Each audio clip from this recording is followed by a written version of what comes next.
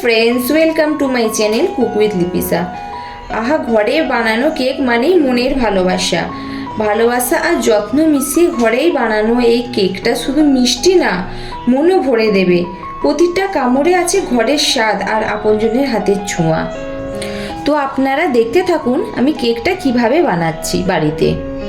কেকটা বানানোর জন্য আমি নিয়েছি 4 প্যাকেট ওরিও বিস্কিট, প্রায় 1 কাপের মতো চিনি, বাটার নিয়েছি আর নিয়েছি 2টো ইনোর প্যাকেট। তো আপনারা দেখতে থাকুন আমি কিভাবে কেকটা বানাচ্ছি।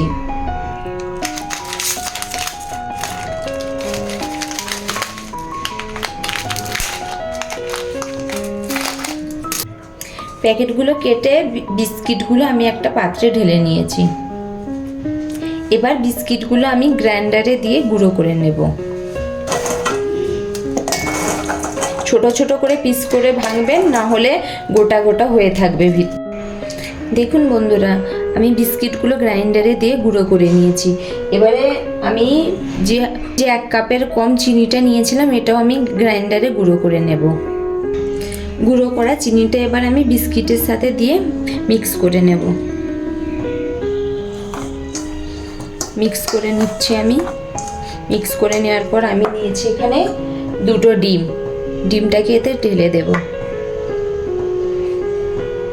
আমি 1 চামচ বাটার নিয়েছি, বাটারটা আমি এবার এতে দিয়ে মেল্ট করে নেব।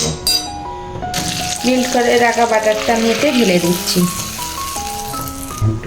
আমি অল্প পরিমাণে রিফাইন্ড অয়েলও এতে মিক্স করে নেব। এবার আমি এতে 2 প্যাকেট ইনো ঢেলে দিচ্ছি, দিয়ে এটাকে আমি ভালো করে মিক্স করে নেব। এখন আমি দুধ দেব না, আগে এটাকে ভালো করে মিক্স করে নেব। নেওয়ার পরে এতে দুধ অ্যাড করব। দেখতে পাচ্ছেন বন্ধুরা, আমি সব এইগুলোকে আগে মিক্স করে নিয়েছি। নেওয়ার পরে আমি অল্প অল্প করে দুধ ঢালবো, দিয়ে একটা সুন্দর ব্যাটার তৈরি করে নেব।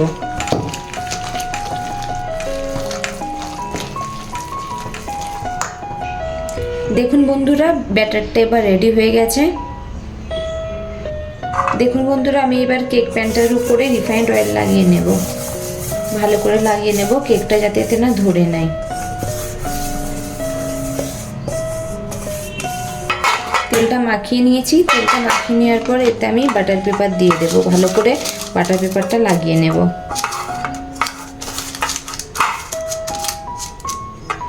এবার আমি এই যে ব্যাটারটা আছে এই কেক প্যানের উপরে ঢেলে দিচ্ছি। আস্তে আস্তে ঢালবেন, বেশি জোরে জোরে ঢালবেন না, এতে না হাওয়া ঢুকে যায়, তাহলে কেক ভালো হবে না। দেখুন বন্ধুরা, ব্যাটারটা আমি এতে ঢেলে দিয়েছি। এবার আমি কেক প্যানটা এমন করে ঢুকে নেব যাতে এটা ভালোভাবে সেট হয়ে যায়। সেট হয়ে গেছে। আমি এখানেতে একটা কড়া নিয়েছিলাম, কড়াটাকে আমি গরম করে নিয়েছি। কেকটাকে আমি কড়ার মধ্যে বসিয়ে দিয়েছি। লো ফ্লেমে 40 মিনিট ঢাকা দিয়ে রাখবো।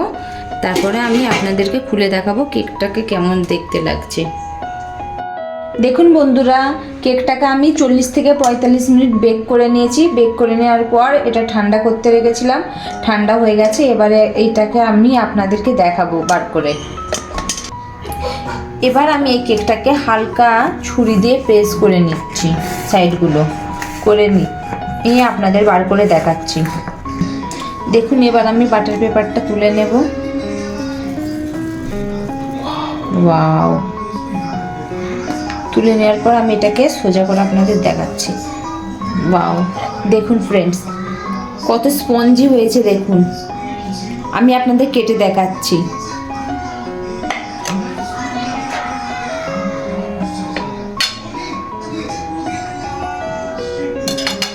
আপনারাও বাড়িতে এটা বানান, খুব সুন্দর লাগবে খেতে। দেখুন ফ্রেন্ডস, কেমন স্পঞ্জ হয়েছে আপনারা দেখতে পাচ্ছেন তো।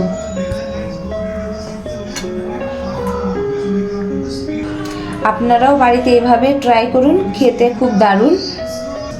এরকম আরও রেসিপি দেখার জন্য আমার চ্যানেলটাকে লাইক করুন, ফলো করুন এবং কমেন্ট করুন। আর আপনারা যদি ইউটিউব থেকে দেখেন তাহলে আমাকে অবশ্যই সাবস্ক্রাইব করুন। Thank you.